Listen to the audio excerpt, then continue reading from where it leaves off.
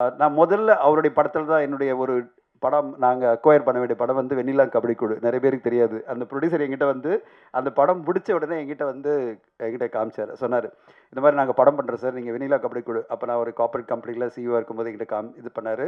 அப்ப நாங்க உட்கார்ந்து பேசியிருந்தோம். ஒரு அமௌண்ட் கரெக்ட்டா செட் ஆவல. அன்னையிலேருந்து நான் சுசீந்திர சார மிஸ் பண்ணிட்டே இருந்தேன். இந்த படம் பார்த்தோனே சுசீந்திர சார் கண்டிப்பா மிஸ் பண்ணக்கூடாதுன்னு நெனச்சேன். ஏன்னா, தமிழ் சினிமா கொண்டாடப்பட வேண்டிய ஒரு மாபெரும் இயக்குனர். பல வெற்றி படங்கள், பல நடிகர்கள் நீங்க வந்து ஒரு விஷ்ணு விஷால், ஒரு சூரி, ஒரு அருள்தாஸ் சார் அப்படின்னு பல நடிகர்கள் இன்னைக்கு இங்க இருக்கிற ஜக்வீர் அண்ட் பல பேர் மீனாட்சின்னு பல பேரை அறிமுகப்படுத்தினாரு. அவருடைய அறிமுகத்துல இன்னைக்கு பல பேர் பெரிய லெவல்ல இருக்காங்க. அப்படிப்பட்ட ஒரு சிறந்த இயக்குனர், நம்மலாம் கொண்டாடப்பட வேண்டிய ஒரு சிறந்த இயக்குனரா சுசீந்திரன் சார பார்க்குறேன். அவருக்கு இருக்க வேண்டிய இடம் மிக பெருசு.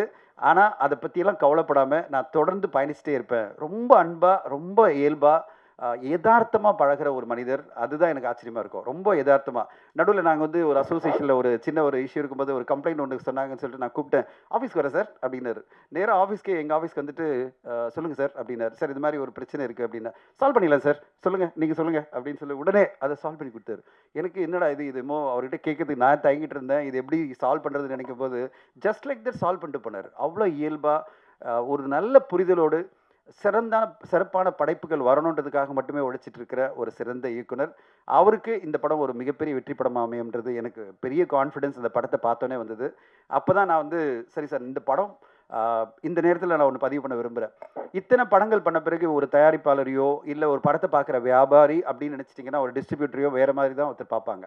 நான் படம் பார்த்து முடிச்ச உடனே ரொம்ப படம் எனக்கு புடிச்சிருந்தது. ஆனா எனக்கு செகண்ட் ஹாஃப்ல ஒரு 10 நிமிஷம் எடிட் பண்ணா நல்லாருக்கும் அப்படின்னு எனக்கு தோணுச்சு. ஏன்னா நம்ம எல்லாருமே படம் பார்த்து முடிச்ச உடனே ஒரு தோணும். இந்த மாரி ஒரு சில விஷயங்கள்லாம். நான் எப்படி சொல்றதுன்னு தெரியாம, இது படம் நல்லா இருக்கு. பட் ஆனா அத எடிட் பண்ணாம நம்ம இதில போய் இன்வால்வ் பண்ண வேணாம் அப்படின்னு நான் நினைச்சிட்டு இருந்து, நான் என்ன பண்ணேன், கார்ல ஏறி உட்கார்ந்த உடனே சார் கால் பண்ணாரு. நான் வந்து புரொடியூசர்ட்ட மட்டும் நான் சொன்னேன். எனக்கு சில விஷயம் தான் பிரச்சனையா இருக்கு. அதர்வைஸ் படம் சூப்பரா இருக்கு. இது எப்படி சொல்றதுன்னு தெரியல. ஏன்னா அவ்ளோ பெரிய இயக்குனர். அவர்கிட்ட போய் நான் சொல்லி, அவர் என்ன தப்பா மிஸ் அண்டர்ஸ்டாண்ட் பண்ணிக்கக்கூடாது அப்படின்னு சொல்லிட்டு, தப்பா புரிஞ்சுக்கக்கூடாதுன்னு நான் சொல்லிட்டே இருக்கேன். கால் பண்ணாரு. நான் சொன்னேன், "சார் படம் சூப்பரா இருக்கு. ஒரே ஒரு விஷயம் தான் எனக்கு இந்த செகண்ட் ஹாஃப்ல" அப்படின்னு. "சார் தெரியும் சார். அந்த செகண்ட் ஹாஃப்ல அந்த ப்ராப்ளம்லாம் தெரியும். நானே எடிட் பண்ணிட்டேன் சார். நீங்க பார்த்த படத்துல இருக்கிற ஒரு 10 நிமிஷம் இந்த போர்ஷன்லாம் நான் என்னென்ன போர்ஷன் சொல்ல ஆரம்பிச்சேனோ, அத அப்படியே சொன்னாரு. இதெல்லாம் நான் எடிட் பண்ணிட்டேன் சார். இப்போ வந்து படம் கிறிஸ்பா வந்திருக்கு. நீங்க திருப்பி பாருங்க. நான் வந்து அந்த செகண்ட் ஹாஃப் மட்டும் நான் உங்களுக்கு திருப்பி காமிக்கிறேன்" அப்படின்னு சொன்னாரு. அங்க தான் ஒரு இயக்குனர் வெற்றி அடைகிறார். அதாவது நம்ம ஒரு பாயிண்ட் ஆஃப் வியூ, ஒரு புரொடியூசரோ, ஒரு டிஸ்ட்ரிபியூட்டரோ ஒரு விஷயம் சொல்றேன்னா, அத உடனே எடுத்துக்கிட்டு படைப்பு வந்து மக்களுக்கு போய் சேரணும். மக்களுக்கு போய் சேரும்போது, சேர்ந்த பிறகு ஊடகங்களோ, இல்ல மக்களோ இத எடிட் பண்ணியிருக்கலாமே, இந்த அளவு எடிட் பண்ணலாம், 10 நிமிஷம் எடிட் பண்ணலாம், 20 நிமிஷம் எடிட் பண்ணலான்ற கமெண்ட் அப்புறம் வந்த பிறகு ஒரு படத்த எடிட் பண்றதுனால ஒரு பிரயோஜனம் இல்ல. சமீபத்தில வந்த பல படங்கள் இது நடந்தது.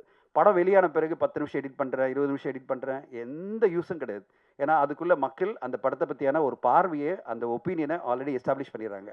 ஆனா, நம்முடைய இயக்குனர் அவர் சொன்ன உடனே சொன்னாரு, "நான் பண்ணிட்டேன் சார். இதெல்லாம் பண்ணிட்டேன்." எனக்கு லிஸ்ட் அனுப்பிச்சாரு. இதுதான் சார் நான் சொல்ல வந்தேன். நீங்களே பண்ணிட்டீங்க. ரொம்ப சூப்பர் சார். இப்ப நான் ரெடி.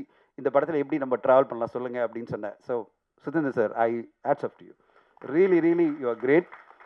ஏன்னா, என் படைப்பு, என் சீனு, நான் கிரியேட் பண்ணது எல்லாமே இருக்கும்.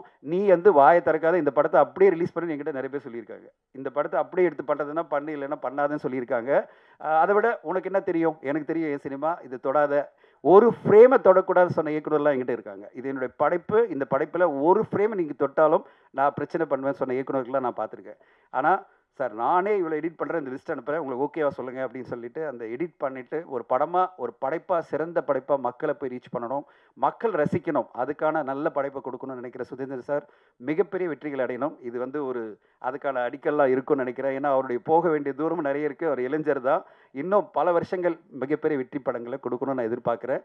இந்த படத்துல எல்லோருமே மிக சிறப்பான பணி. பிரபாகர் சார், நான் அவர படம் பார்க்கும்போது, "நீயா நானா கோபியா" நடிச்சிருக்காரு. நான் அப்படியே பார்த்துட்டே இருந்தேன். "நீயா நானா கோபியா, நீயா நானா கோபியான்னு." யார்ட்ட கேட்கிறதுன்னு தெரியல. யாருக்குமே பக்கத்துல இல்ல. நாங்க ஒரு 5, 6 பேர் தான் பார்த்திருந்தோம். அப்புறம் நான் யோசிச்சிட்டே இருந்தேன். படம் முடிஞ்ச உடனே கேட்க முடியல. இங்க வந்த உடனே கேட்டேன். "சார் நீங்க யாரு?" அப்படின்னு கேட்டேன். "சார் அவரோட அண்ணன் 2 வருஷம் நான் அண்ணன்" அப்படின்னாரு. "என்ன சார் அப்படியே பாடி டபுள் மாரி இருக்கீங்க 2 பேரும்" அப்படின்னு சொன்னேன். ஸோ மிக சிறப்பா பிரபாகர் சார் நடிச்சிருக்கீங்க. உங்களுக்கு ஒரு பெரிய கரியர் காத்திருக்கு சார். அண்ட் வாழ்த்துக்கள் உங்களுக்கும். மிகப்பெரிய லெவல்ல மக்கள் மத்தியில சேரும்ன்ற எதிர்பார்ப்பு எனக்கு இருக்கு. ஸோ இவ்வளோ விஷயங்கள் சொல்லி முடிச்சுட்டு நான் ஒரே ஒரு விஷயம் சொல்லணும். அது வந்து முதல்ல நான் கடைசியாக சொல்லும்போது திரு அருள்தாஸ் அவர்களுக்கு என்னுடைய நன்றிகள். ஒரு மேடையில் நாகரிகம் எவ்வளோ முக்கியம், பாசிட்டிவிட்டி எவ்வளோ முக்கியம், ஒரு படைப்பை பற்றி பேசும்போது நம்ம எவ்வளோ அதாவது ஒரு அழகாக கருத்துக்களை சொல்லணுமே தவிர வல்கரான வார்த்தைகளோ, நம்ம பாடி உறுப்புகள் சம்மந்தப்பட்ட வார்த்தைகளோ, மற்றவங்கள காயப்படுத்துகிற வார்த்தைகளோ நம்ம எப்பவுமே சொல்லக்கூடாது. அடுத்தவங்கள வாடா போடா உட்கார்றா நில்டா அப்படின்னு சொல்கிறதுக்கு நம்மளுக்கு உரிமையே கிடையாது. பர்சனலாக நம்ம பேசலாம். மிஷ்கின் இயக்குனர் மிஷ்கின் அவர்கள் என்னுடைய மிகச்சிறந்த நண்பர். அவருடைய ஆஃபீஸ்க்கு போய் நான் நிறைய நேரம் உட்காந்து நிறைய பேசிகிட்டு இருப்பேன். பலமுறை நான் கால் பண்ணி அவர்கிட்ட நான் சொல்லுவேன், சார் இது ஏன் சார் இப்படி பேசுகிறீங்க, இப்படி பேசாதீங்க அப்படின்னு நான் பர்சனலாக கால் பண்ணி நான் பேசிடுவேன். அருள்தாஸ் அவர்கள் அவ்வளோ போல்டாக ஓப்பனாக இங்கே வந்து பேசியிருக்காரு. அவருக்கு என்னுடைய நன்றிகள் சார். ஏன்னா ஊடகங்கள் பல பேர் வந்து சொல்ல முடியாமல் அவங்க வந்து இப்படிடா இப்படி பேசிகிட்டு இருக்கார் ஒருத்தர், இங்கே யாருமே சொல்ல மாட்டேன்றாங்களே அப்படின்னு நினைக்கும்போது அருள்தாஸ் அவர்கள் வந்து தைரியமாக நின்று, சார் இது தவறு, நான் கண்டிக்கிறேன்னு சொல்கிறேன் பார்த்தீங்களா, உங்களுடைய கட்ஸ்க்கு ஹேட்ஸ் ஆஃப். ஓகே, சொல்ல மாட்டாங்க நிறைய பேர், எல்லோரும் தயங்குவாங்க எப்படியா வாய்ப்பு போயிடுமேன்னு. நீங்கள் அதை பற்றிலாம் கவலைப்படல. எனக்கு வாய்ப்பை பற்றி கவலை இல்லை, எனக்கு எது கரெக்டாக அதை சொல்லுவேன் அப்படின்னு நினச்சி வந்தீங்க பார்த்தீங்களா, உங்களுக்கு என்னுடைய வாழ்த்துக்கள். இப்போ நீ என்னடா சொல்ல போகிறேன் அப்படின்னு கேட்டிங்கன்னா நான் கண்டிப்பாக சொல்கிறேன். இவ்வளோ சினிமா துறையில் கிட்டத்தட்ட 20 வருஷம் நான் கடந்திருக்கேன். ஒரே ஒரு விஷயந்தான், கிறிஸ்டி சொன்ன மாதிரி நம்ம வாழ்க்கை ஃபுல்லாக பாசிட்டிவாக இருக்கணும், பேசுகிற வார்த்தைகள் பாசிட்டிவாக இருக்கணும், அன்பாக இருக்கணும், மற்றவங்களை காயப்படுத்தாத வார்த்தைகளாக இருக்கணும், மற்றவங்களை எந்த வகையிலும் முகம் சுளிக்காத வார்த்தைகளாக இருக்கணும். ஸோ அப்படிப்பட்ட வார்த்தைகளை நம்மளால் உபயோகப்படுத்த முடியலன்னா வாய முடிக்கணும். இதுதான் என்னுடைய பாலிசி. நான் வந்து எந்த இன்டர்வியூலேருந்தும் சரி, என்னை எப்படியாவது இழுத்து ஒரு கான்ட்ரவர்ஷியலான ஒரு விஷயம் சொல்லிட மாட்டானா அப்படின்னு பல பேர் என்னை இன்டர்வியூ பண்ணுவாங்க. முடியவே முடியாது. நான் வார்த்தையில் ஒரு நெகட்டிவான விஷயத்தை கூட பாசிட்டிவாக சொல்லிகிட்டே இருப்பேன். ஏன்னா ரொம்ப ஈஸி பாசிட்டிவாக நெகட்டிவாக சொல்லி ஒருத்தரை காயப்படுத்துறது, ரொம்ப ஈஸி ஒருத்தரை அவமானமாக பேசுறது, ரொம்ப ஈஸி வந்து இந்த சமுதாயத்தையே கேவலமாக பேசுறது. ஆனால் ரொம்ப கஷ்டம் பாசிட்டிவாக பேசுறது. ஆனால் அதுதான் நல்ல விஷயம். பாசிட்டிவாக பேசணும், பாசிட்டிவாக நினைக்கணும். வாழ்க்கை என்பது ரொம்ப பாசிட்டிவாக இருக்கணும், அன்போடு இருக்கணும், எல்லோரையும் அன்பாக நேசிக்கணும் அப்படின்றத விட்டுட்டு நம்ம மேடை கிடைச்சதுன்னு சொல்லிட்டு சகட்டு மேனிக்கு மற்றவங்களை பேசுகிறதோ இல்லை சகட்டு மேனிக்கு வார்த்தைகளை யூஸ் பண்ணுறதோ, நாம் சொல்ல வர்றது கருத்தை வந்து நெகட்டிவான வார்த்தைகளும் மற்றவங்க முகம் சுளிக்கிற வார்த்தைகளும் யூஸ் பண்ணுறதும் என்னை பொறுத்தவரை ஏற்றுக்கொள்ளவே முடியாது. அது யார் பேசினாலும் அது தவறு தான் நான் சொல்லுவேன். கண்டிப்பாக அது தவறு. அப்படிப்பட்ட தவறுகளை வந்து யார் பேசினாலும் அதை மேடையில் இருக்கிறவங்களும் கேட்கணும். சார் இப்படி பேசாதீங்க, நிறுத்துங்க அப்படின்னு சொல்லணும். அப்படி இல்லாமல் எல்லோரும் ரசிச்சுட்டு இருக்கிறது எனக்கு வந்து கொஞ்சம் மனசு கஷ்டமாக இருந்தது. அதெல்லாம் ரசிக்கும் போது என்னடா இதை ரசிச்சுட்டு இருக்காங்க, அந்த நேரத்தில் எழுந்து நின்று போயிடணும். நான் ஒரு இயக்குனர் என்னுடைய நண்பருக்கு கால் பண்ணி கேட்டேன், சார் நீங்கள் மேடையில் இருந்தீங்க, அவர் பேசிகிட்டு இருக்காரு, நீங்கள் என்ன பண்ணீங்கன்னா எழுந்து வாக் அவுட் பண்ணிட்டேன் அப்படின்னாரு. நான் வாக் அவுட் பண்ணி போயிட்டேன் அப்படின்னாரு. சார் எனக்கு ரொம்ப கஷ்டமாக இருந்தது, நான் வாக் அவுட் பண்ணி போயிட்டேன்னு சொன்னார்.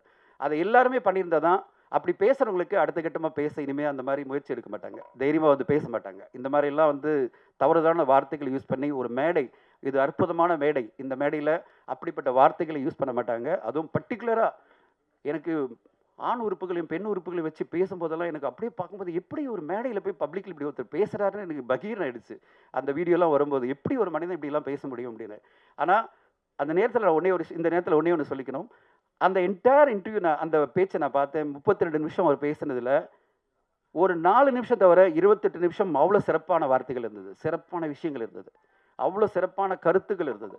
ஆனால் அந்த சிறப்பான கருத்துக்கள் மக்கள் மத்தியில் போய் சேர்றதுக்கு அவர் யூஸ் பண்ண ஒரு 4 நிமிஷம் வார்த்தைகள், 4 நிமிஷம் சொன்ன விஷயங்கள், அவர் சொன்ன அந்த அட்ஜெக்டிவ்ஸ், அவர் சொன்ன விஷயங்கள், அது எல்லாமே அந்த 28 நிமிஷம் அவர் சொன்ன மிக சிறப்பான விஷயங்களையும் ரொம்ப கேவலப்படுத்திடுச்சு. ஸோ என்னுடைய ஒரே ரிக்வெஸ்ட் என்னென்னா, நான் என்னுடைய உண்மையான ஒரு நல்ல நண்பராக இருக்கிற திரு மிஷ்கின் அவர்களுக்கு மேடைகளை நீங்கள் உங்களுக்கு இருக்கிற அந்த 28 நிமிஷத்தை ரொம்ப அழகாக பயன்படுத்துங்க. அந்த 28 நிமிஷம் நீங்கள் பேசியிருக்கீங்களா, அது மட்டுமே பேசியிருந்தால் காலங்காலமாக அந்த 28 நிமிஷமும் ஒரு பெஞ்ச் மார்க்காக இருந்திருக்கும். வாழ்க்கையை எப்படி புரிஞ்சிக்கணும், வாழணும் அப்படின்றதுக்கு பல அற்புதமான விஷயங்களை அதில் சொல்லியிருந்தார். அதை மட்டுமே சொல்லியிருந்தால் போகிறோம். அந்த 4 நிமிஷம் வார்த்தைகளை சொல்லி 4 நிமிஷம் வந்து தவிர்க்கப்பட வேண்டிய வார்த்தைகளை சொல்லி இந்த 28 நிமிஷம் பேசுறதெல்லாம் இது எல்லாத்தையும் நல்லிஃபை பண்ண சொல்லுவாங்க இங்கிலீஷில். அதை நல்லிஃபை பண்ணுற மாதிரி இல்லாமல் யாரையுமே கேவலப்படுத்தாமல், யாரையுமே வந்து கௌரவ குறைச்சல் பண்ணாமல், இங்கே இருக்கிற ஊடக நண்பர்களை மதித்து அவங்களுக்கு ரெஸ்பெக்ட் கொடுத்து எல்லோருமே பேசணுன்றது தான் என்னுடைய ஆசை. இங்கே எல்லோருமே பாசிட்டிவாக பேசணும்னு ஆசைப்பட்டு தான் ரொம்ப சைலண்ட்டாக போயிட்டு இருந்தது. என்னடா ரொம்ப சைலண்ட்டாக சாம்பார் மாதிரி போகுது ஈவெண்ட்டு, தம்ப்நெயிலே இருக்காது போல இருக்க இந்த வீடியோக்குன்னு நினச்சிருந்தேன். அருள்தாஸ் வந்து நிறைய தம்ப்நெயில் கொடுத்துட்டாரு. சரி, நான் அதை சொல்லலைன்னா இந்த நேரத்தில் முக்கியமாக சொல்லணும், என்னுடைய நண்பர் எனக்கு எப்போவுமே என்னை வந்து கேள்வி கேட்டுகிட்டே இருக்கிற நண்பர் ப்ளூ சட்டை மாறன் அவர்கள் வந்து ஒரு ட்வீட் போட்டிருந்தார். எல்லா ரிவ்யூஸும் வந்து பாசிட்டிவாக அதாவது என்னது நியாய தராசோடு போடணும்னு நினைக்கிற தனஞ்சயன் அவர்கள் இப்படி மேடை பேசினாரே, அவரை பற்றி கேள்வி கேட்க மாட்டாரா அப்படின்னு ட்வீட் போட்டிருந்தார். நான் அவருக்கு சொல்லிக்கிறேன் இந்த நேரத்தில், கண்டிப்பாக மேடையில் நான் இப்போ சொல்லிட்டேன். உங்களுக்காக மட்டும் இல்லை, அந்த வீடியோ பார்த்த உடனே எனக்கு ரொம்ப வருத்தமாக இருந்தது. அதனால் பதிவு பண்ணணும்னு சொல்லிட்டு உங்கள் முன்னாடி இந்த விழாவில் நான் பதிவு பண்ணுறேன். யார் அப்படி பேசினாலும் ஊடக நண்பர்கள் நீங்களும் ரெஸ்பான்சிபிலிட்டி எடுத்துங்க. கண்டிப்பாக நீங்கள் எழுந்து நின்று சொல்லுங்கள், சார் இந்த மாதிரி வார்த்தைகளை நாங்கள் கேட்க மாட்டோம், நாங்கள் இதை ஏற்றுக்க மாட்டோம், நீங்கள் சொல்லுங்கள். அதுதான் உங்களுடைய ரெஸ்பான்சிபிலிட்டியாக நான் பார்க்குறேன், உங்களுக்கு கடமையாக பார்க்குறேன். இல்லைன்னா இது பேசினா ரசிப்பாங்க நினச்சி இன்னும் பல பேர் பேச ஆரம்பித்தாங்கன்னா ஒவ்வொரு மேடையுமே அநாகரிகமான மேடையாக மாறிடும்.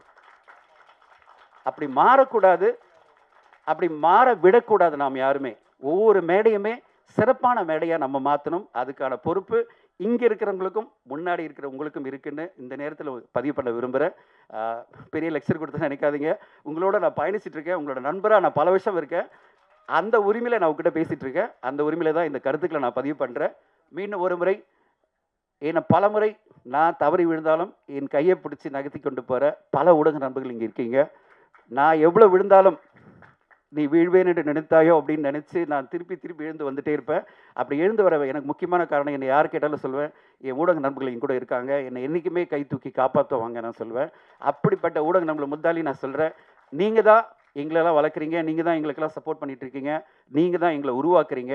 அப்படிப்பட்ட நீங்கள் யார் உங்கள் முன்னாடி எந்த தவறுதலாக பேசினாலும் எழுந்து நின்று கேள்வி கேட்டு அவங்கள ஸ்டாப் பண்ணுங்கள். நல்லபடியாக பேசிட்டோம். இந்த உலகம் பாசிட்டிவாக இருக்கணும், இந்த உலகம் சிறப்பாக அமையணும், எல்லோருக்கும் மகிழ்ச்சியாக அமையணும். 2K லவ் ஸ்டோரி இந்த படம் மிக சிறந்த வெற்றி அடையணும். ஏன்னா இந்த குழு அவ்வளோ அற்புதமான உழைப்பு கொடுத்துருக்காங்க, அவ்வளோ ஒரு மிகப்பெரிய வெற்றி அடையணும். நீங்கள் படம் பார்த்த உடனே அப்படிப்பட்ட வெற்றியை உங்களுடைய ரிவ்யூ மூலமாக கொடுப்பீங்கன்னு எதிர்பார்க்குறோம்.